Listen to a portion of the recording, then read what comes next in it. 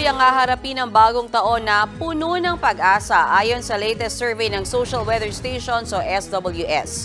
Sa tanong kung ang darating na taon ba ay inyong sasalubungin na may pag-asa o may pangamba, 96% ang sumagot ng may pag-asa. 3% lang ang may pangamba sa bagong taon. Ang mga hopeful sa 2024 ay sindami ng mga hopeful noong 2019 bago magkapandemya. Isinagawa ang survey noong December 8 hanggang 11. 1,200 respondents ang tinanong sa buong bansa at may margin of error ito na plus-minus 2.8%.